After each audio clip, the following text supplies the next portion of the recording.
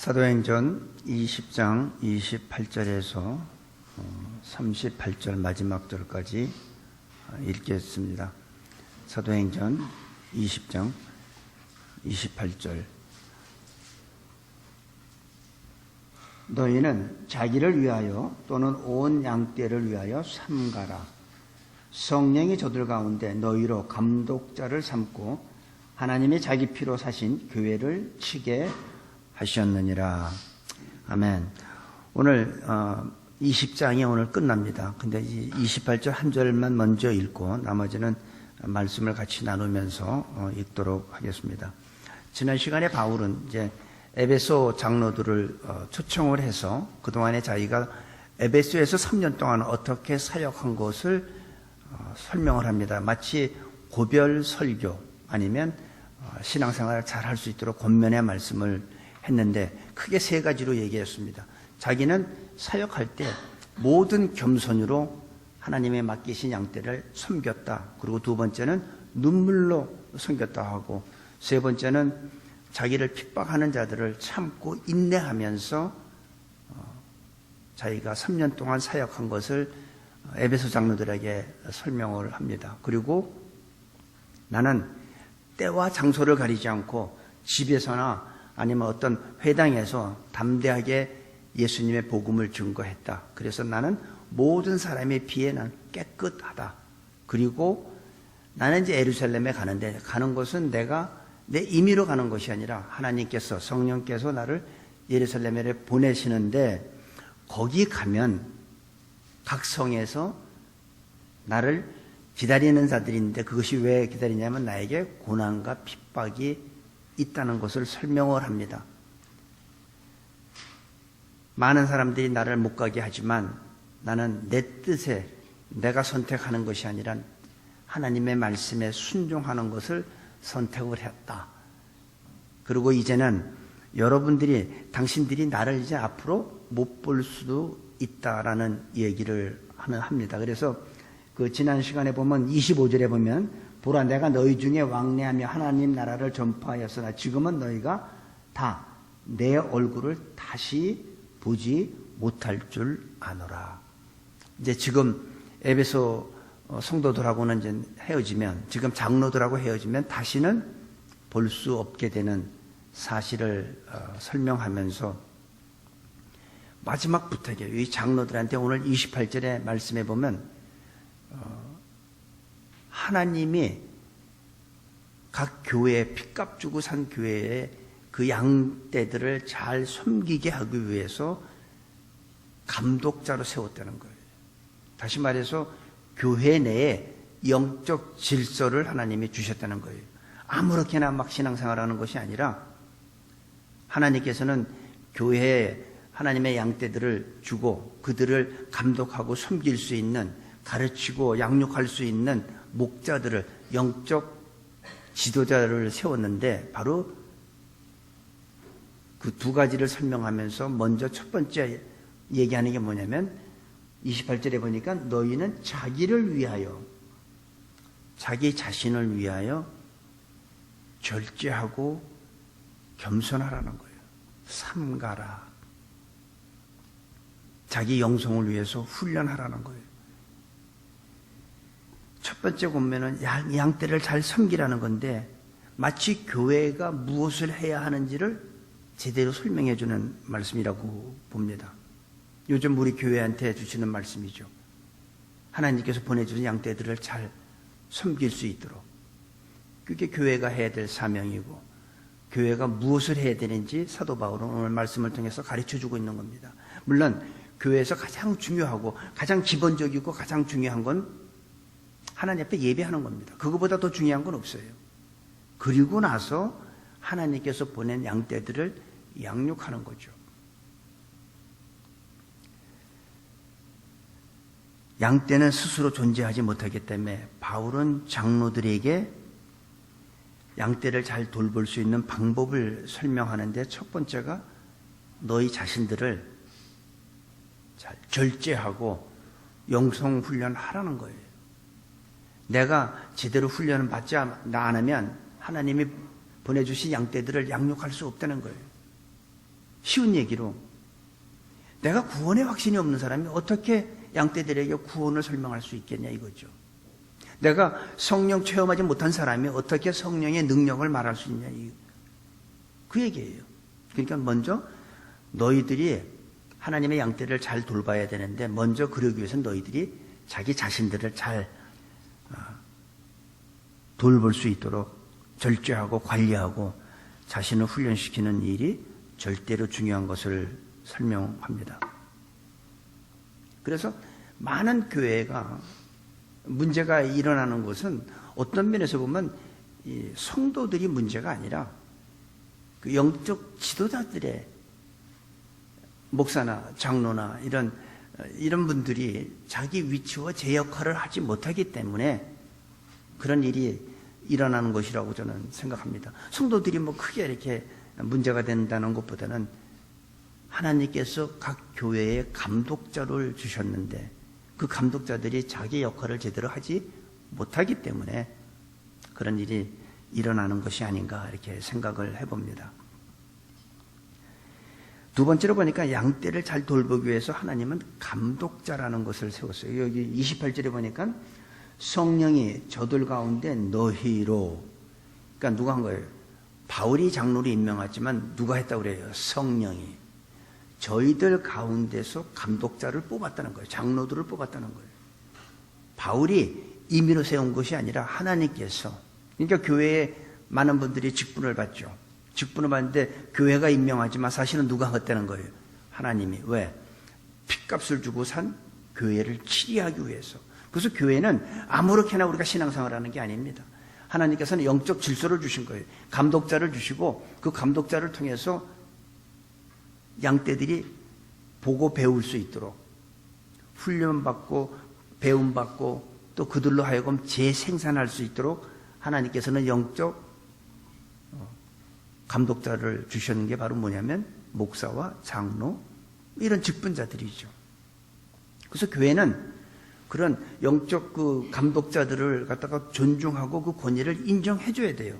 내가 그 권위를 무시하면 하나님께서 임명한 하나님께서 그 감독자로 세운 것을 내가 하나님의 말씀에 거역하게 되는 거죠.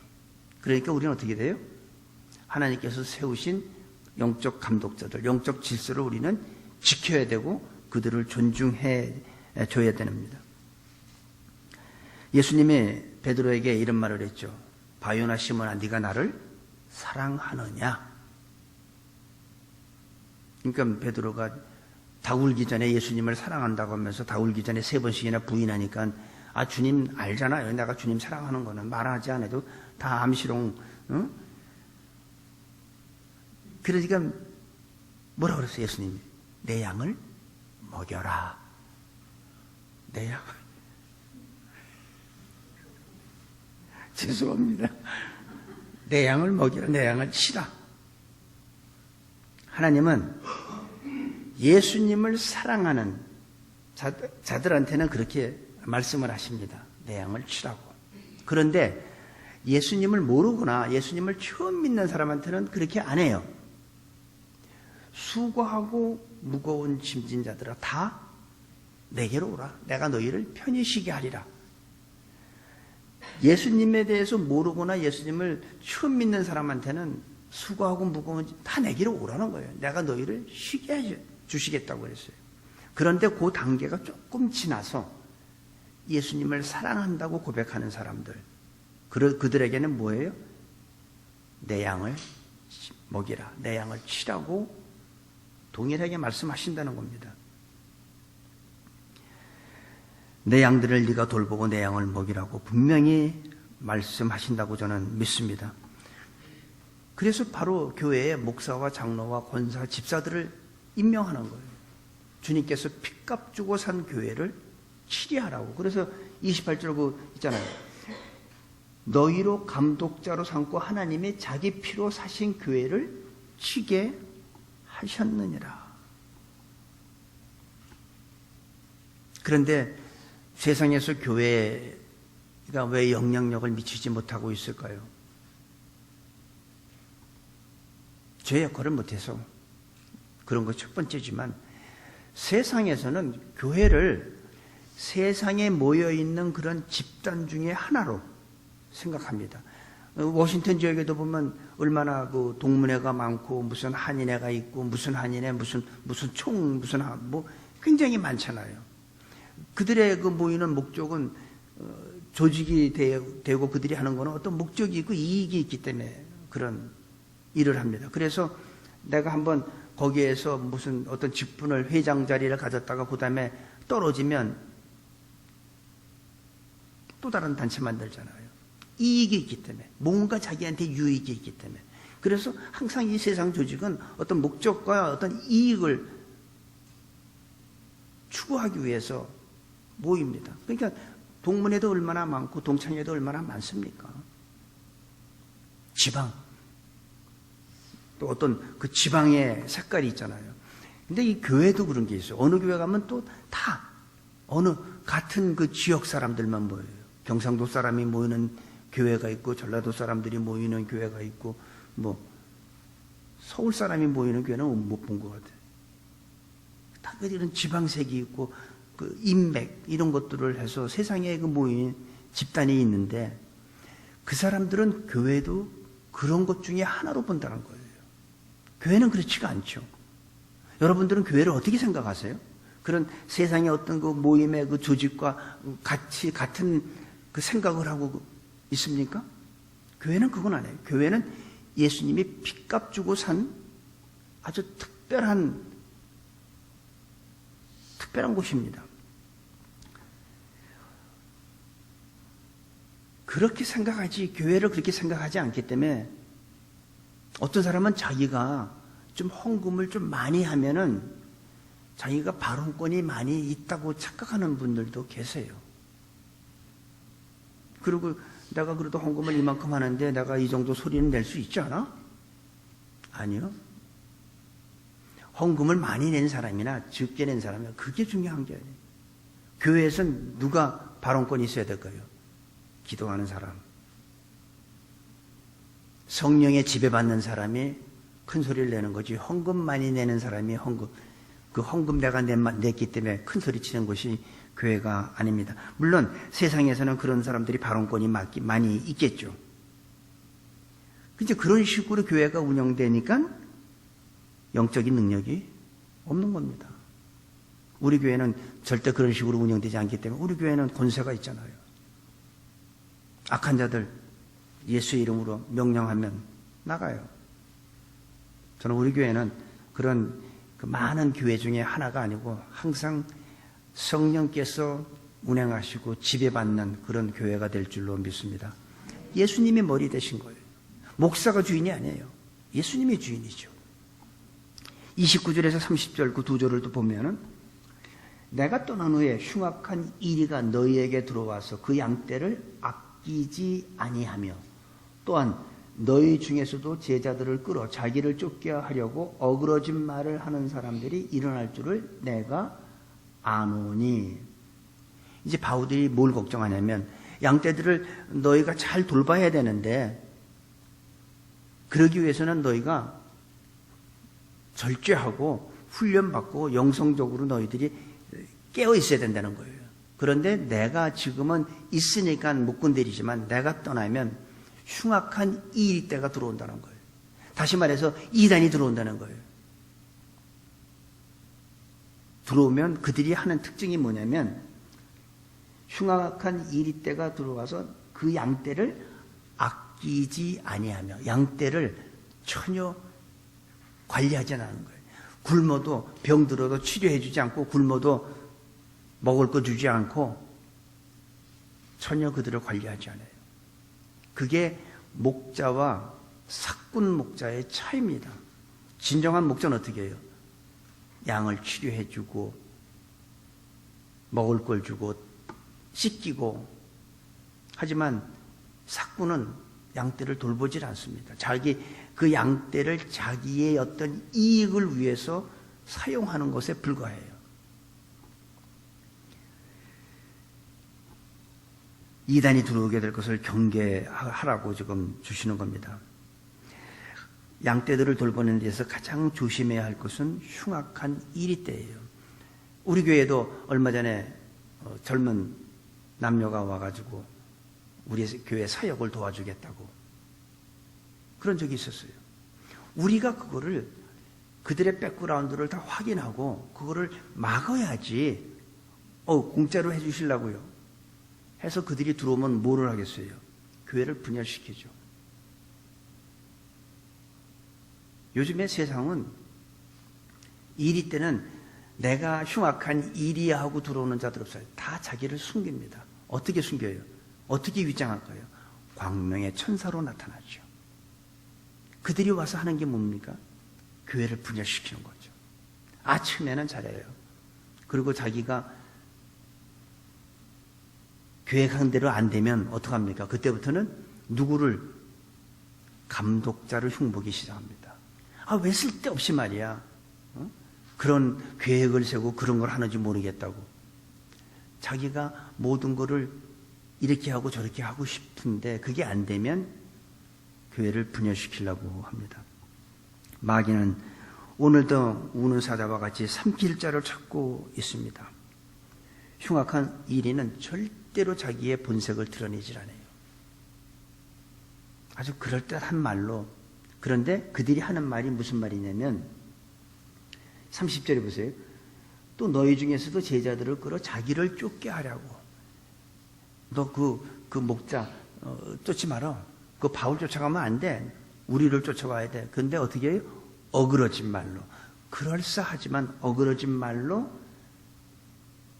그런 사람들이 일어나서 자기를 쫓게 한다는 거예요. 그들이 바로 사꾼 목자입니다. 양떼를 돌보지도 않고 병들어도 치료해 주지 않고 오직 양떼들은 자기의 이익을 위해서 있는 거예요. 그래서 7년 환란 때 우리는 휴거되는 게 아니라 우리는 환란을 이 땅에서 지내야 되니까 그러기 위해서 우리가 뭐가 필요하다 해서 양떼들을 이용하죠. 자기의 어떤 유익을 위해서. 아닙니다. 어그러진 말로 이기적인 목적으로 이용합니다. 하나님의 백성으로 보지 않고 하나의 이익의 대상으로 본다는 얘기죠. 자기의 그 이익의 대상. 여러분들은 지역장이든 구역장이든 장로님이든 권사님이든 하나님께서 교회에 어떤 감독자로 세웠으면 목사인 제가 임명한 것이 아니라 하나님께서 저를 통해서 임명한 거예요. 그러면 그 임명받은 자들은 어떻게 해야 돼요? 이렇게 자기의 이익을 쫓아서 하면 안 된다는 거죠. 돌보지 않으면 안 된다는 거죠. 구역장들은 분명히 어떻게 돼요? 자기한테 소속되어 있는 양떼들을 전화하고 신방도 하고 그들의 기쁨과 슬픔도 같이 나누고 눈물도 같이 흘려주면서 감싸 안아야죠. 그게 바로 교회의 감독자를 세운 목적이기 때문에. 성경 공부하시는 교사들은 똑같죠. 자기한테 하나님께서 보내준 그들을 어떻게 해야 돼요?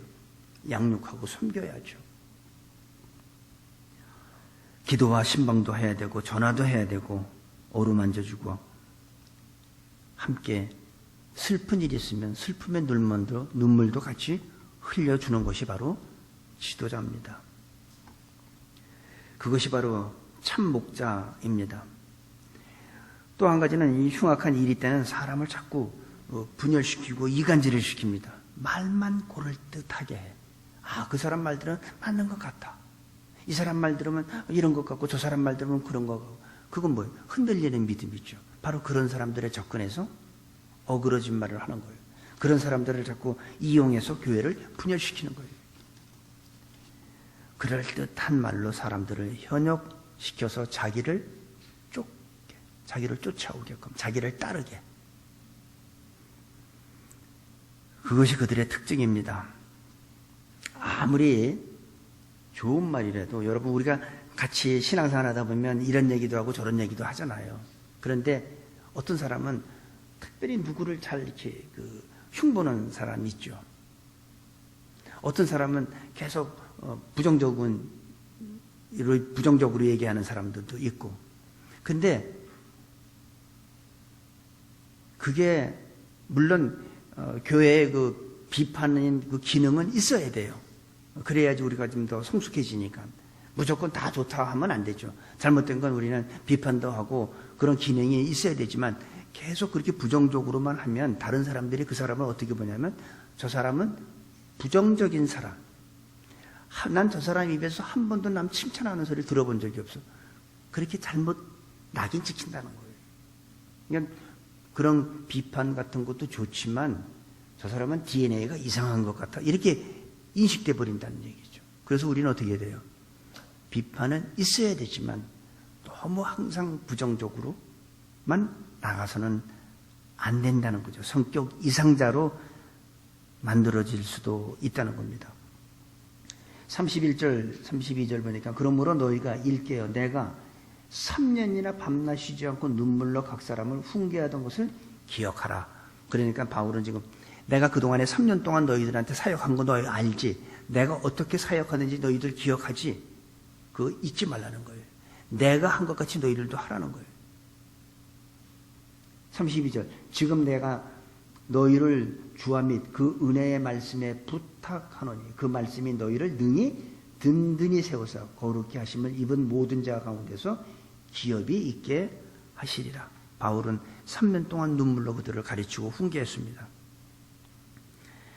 우리가 이 학교를 다니면 학교에서는 뭐를 가르칩니까? 단순한 지식만 전달하죠. 거기에서는 학교는 지식만 전달하는 곳이에요. 근데 바울은 지식을 전달한 게 아니라 내가 눈물로, 바울은 나는 너에게 지식으로 전달한 게 아니라 삶으로 가르쳤다는 거예요. 삶으로 보였다는 거예요. 예수님이 제자들한테 삶의 모습으로 보였죠. 내가 너희를 이렇게 발 닦아주고 무릎을 꿇고 제자들의 그 발을 닦아준 것 같이 내가 너희를 이렇게 섬긴같이 너희도 서로 섬기라. 근데 바울도 지식으로만 가르친 게 아니라 학교 가면 다 지식만 배우잖아요. 머리로만 알잖아요. 머리로 이해하니까 감동이 없고 감격이 없고 눈물이 없죠. 근데 바울은 내가 너희를 눈물로 3년 동안 훈계한 것을 기억하라. 나는 너에게 눈물을 흘리면서 사역을 한 것을 너희들이 잘 알지 않느냐. 너희들도 그렇게 하라. 그리고 하나님의 은혜의 말씀을 부탁합니다. 지금 내가 너희를 주와 및 그 은혜의 말씀에 부탁하노니 은혜의 말씀 사탄의 유혹이 아무리 크고 유혹이 심하다 할지라도 하나님의 은혜의 말씀을 이길 수는 없다는 거죠. 우리가 아무리 죄가 많아도 하나님의 그 사랑보다는 적다는 거죠. 그러니까 우리가 용서받고 하나님의 사랑을 받을 수 있는 거죠. 마귀가 아무리 우는 사자와 같이 산길자를 찾고 우리를 유혹하고 광명의 천사로 온다 할지라도 은혜의 말씀보다는 그들이 약하다는 거예요. 은혜의 말씀이 더 강하고 크다는 거예요. 그러니까 우리가 어떻게 했어요? 말씀의 뿌리를 내려라는 거죠. 우리의 신앙의 뿌리는 하나님의 은혜의 말씀에 있어야 된다는 거예요. 그러니까 다시 말해서 바울은 장로들한테 절대 그 말씀을 떠나면 안 된다. 누가 그 말씀 비슷한 거 갖고 와서 다른 거 갖고 오면은 그건 버려라. 항상 하나님의 은혜의 말씀 외에는 취급하지 말라는 거예요. 그렇게 유혹을 해도 절대로 하나님의 말씀을 이길 수 없다는 겁니다. 우리를 든든히 세우는 것은 바로 하나님의 말씀밖에 없습니다. 그러니까 우리 교회에서는 성경 공부를 예배 전에도 하고 예배 끝난 다음에도 친교 끝난 다음에 또 성경 통독하고 왜 말씀을 많이 합니까? 말씀이 있어야지 우리가 어떤 환난이 오고 힘든 일이 있다 하더라도 그 말씀이 나를 능히 이기게 해주지만 그 말씀이 없는 사람은 어떻게 해요? 하나님 안 계셔. 하나님이 계시다면 절대로 이럴 수는 없어. 왜? 말씀이 없으니까. 자기 생각으로. 은혜의 말씀에 내가 든든히 서 있으면 어떤 마귀의 유혹이나 어떤 말도 우리를 이길 수가 없습니다. 그러니까 믿음이 왔다 갔다 하는 사람 보면 대부분 뭐예요? 성경 공부 안 하는 분들이에요. 이분 말 들으면 맞는 거 맞아. 또 이분 말 들으니까 이것도 맞는 거 같고 어느 게 맞다는 거예요. 왔다 갔다만 하지. 자기의 믿음의 뿌리가 없는 거예요. 그래서 우리는 하나님의 말씀에 기초를 두고 뿌리를 내리면 어떤 비바람이나 폭풍이 와도 우리는 쓰러지지 않습니다. 그래서 바울이 장로들한테 내가 떠나간다면 분명히 이단들이 들어와서 너희를 유혹하고 교회를 분열시키고 하나님의 양떼들을 끌어갈 텐데 은혜의 말씀에 뿌리를 내려라 하는 겁니다. 그리고 33절에서 마지막 절까지 보니까 내가 아무의 은이나 금이나 의복을 탐하지 아니하였고 너희 아는 바에 이 손으로 나와 내 동행들의 쓰는 것을 당하여 범사에 너희에게 모본을 보였노니 곧 이같이 수고하여 약한 사람들을 돕고 또 주 예수의 친히 말씀하신 바 주는 것이 받는 것보다 복이 있다 하심을 기억하여야 할지니라. 바울이 나는 내가 주의 복음을 전하면서 내가 너희들한테 아무런 받은 게 없다는 거예요. 은이나 금 같은 거 받은 거 없다는 거예요. 의복도 받은 적이 없다는 거예요. 다 내가 쓸 것, 내 동행, 우리 같이 동역자들도 다 자기네가 스스로 너희의 도움을 받지 않고 스스로 물질을 벌어서 우리의 쓸 것을 우리가 담당했지 너희들의 은이나 금이나 그러니까 물질 밝히지 말라는 거예요. 교회 장로들한테. 뿐만 아니라 자기가 번 돈 가지고 약한 사람들, 가난한 사람들도 구제했다는 거예요. 거기 보니까 그 35절에 보니까 범사에 너희에게 모본을 보였느니, 그러니까 모본을 뭐를 보였냐면 곧 이같이 수고하여 약한 사람들을 돕고.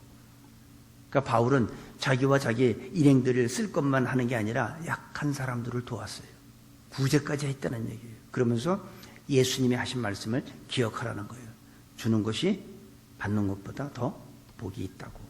우리 교회는 받는 것보다 모든 사람이 주는 그런 축복이 있게 되기를 바랍니다. 가난하고 약하고 힘없는 자들을 개인적으로 돌봤다는 거예요. 남에게 유익을 끼치고 은혜를 베푸는 사람이 되기를 바랍니다. 우리 새누리교회는 자기의 어떤 게 이기적인 것이 아니라 양보하고 좀 베풀고 힘들면 도와주고 그런 아름다운 교회가 됐으면 좋겠습니다. 그 다음에 이 말씀을 마치고 36절부터 38절을 보니까 이 말을 한 후 무릎을 꿇고 저희 모든 사람과 함께 기도하니. 이게 얼마나, 한번 여러분 이거 눈을 감고 이 바울의 이거 한 행동을 잘 이렇게 머릿속으로 한번 그려보세요. 얼마나 감동적입니까?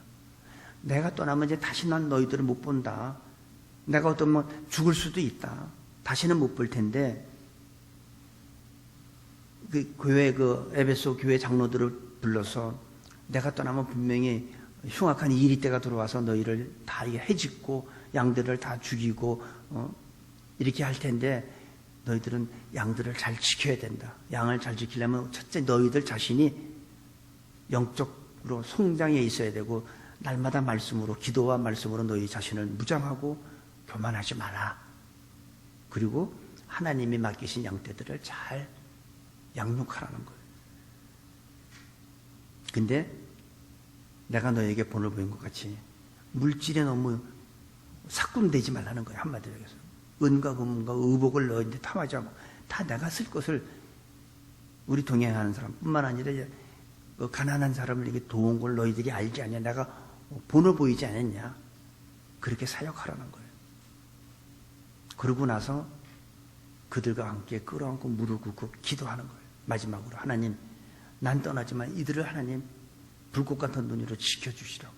악한 것들이 조금 더 이들 가운데 침투하지 못하도록 천군천사로 막아달라고. 아마 그런 기도했을 거예요. 얼마나 이게 감격적입니까? 감동적이지 않으세요? 영화, 드라마 같은 것보다 이게 더 얼마나 기가 막힙니까? 이거 보면. 나는 이거 보면서 야, 정말 멋있다. 그래서 내가 천국 가면 예수님 다음으로 보고 싶은 분이 바로 바울이에요. 진짜 꼭 보고 싶어요. 가서 한번 안아주고 싶고 사랑한다고, 예수님 다음으로 사랑한다고 얘기도 해주고 싶고. 사람에게는 감동과 감격이 있어야 합니다. 비판, 원망, 불평이 있는 동에는 하나님의 은혜가 나한테 오지를 않아요. 내 불평, 비판하는 것들이 하나님의 은혜를 자꾸 가로막아요. 무슨 방탄조끼 입고선 총 쏴도 총알이 못 들어오듯이 하나님의 은혜가 들어올 수가 없어요. 내 마음에 감격과 감동이 있어야지 하나님의 은혜가 마른 스펀지가 물을 흡수하듯이 땡기는데 비판하고 불평이 있고 불만이 있으니까 하나님의 은혜가 나한테 임하지 못해. 그런 사람들은 항상 부정적이잖아요. 우리는 너무 메마른 마음으로 살아가고 있지 않는지 모르겠습니다. 인생이란 만남과 헤어짐이에요. 지금 에베소 교인들과 바울과 그들이 만나서 같이 사역하고 3년 동안 같이 여러 가지를 나눴지만 결국은 헤어지는 거예요. 인생은 만남과 헤어짐이에요. 여러분도 저하고 언젠가는 헤어지죠. 우리 가족들도 저하고 언젠가는 헤어지겠죠. 사람은 만남과 헤어짐은 그건 우리가 피할 수 없는 거예요. 그것이 인생입니다. 근데 중요한 것은 나하고 누구하고 헤어지는 그 가운데 예수님이 계시다면 내가 이 세상에서 못 만나면 죽은 다음에 천국에서 만나잖아요. 그런데 나와 내 사랑하는 사람이 이 세상에서 내가 지금 헤어진다 하더라도 사망이 와서 내가 죽음으로 인해서 헤어질 수 있잖아요. 그래도 예수님이 나한테도 있고 그분한테도 있다면 우리는 여기서 못 만나면 천국 가서 만나잖아요. 문제가 없어. 근데 나는 예수가 있는데 그에게는 예수가 없다면 목을 놓아 울면서 기가 막힌 아픔이 있다는 거예요. 그래서 여기 뭐라고 했냐면 37절에 다 크게 울며 바울의 목을 안고 입을 맞추고 다시 그 얼굴을 보지 못하리라 한 말을 인하여 더욱 근심하고 배에까지 그를 전송하니라. 한번 생각해 봅시다. 이들은 목을 놓아서 울었습니다. 우리들도 부모든 부부간이든 부모와 자식간이든 친구간이든 우리는 만남이 있듯이 우리는 또 반드시 헤어짐도 있어요. 근데 헤어지는 것이 예수가 없으면 우리는 목을 놓아 울면서 슬퍼해야 됩니다. 왜? 두 번 다시 볼 수가 없기 때문에. 나는 여기 있고 그는 저쪽에 있다면 되겠습니까? 여기서 못 만나면 우리는 천국에 가서 다시 만나야지. 여러분 가운데 내가 사랑하는 사람과 헤어지는 아픔이 그게 목을 놓아 울 수 있는 그런 아픔이 된다면 오늘부터라도 나와 그 사람에게 양쪽에 다 예수가 있어야 됩니다.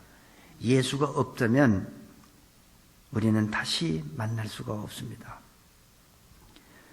어떤 현실도 고통도 불행도 예수가 있다면 우리를 힘들게 할 수가 없지만 예수가 없다면 그것은 정말이지 참혹하고 목을 놓아 울어야 되는 현실이 될 것입니다.